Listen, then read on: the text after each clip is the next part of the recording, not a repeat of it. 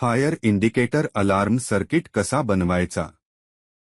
Electronics कॉम्पोनेंटची यादी. आता आपण आपल्या सर्किटचा परिणाम पाहू शकतो.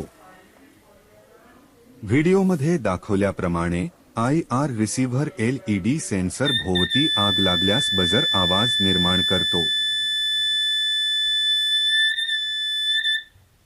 आम्ही चांगली आणि उत्पादनक्षम व्हिडिओ सामग्री वितरित करत आहोत.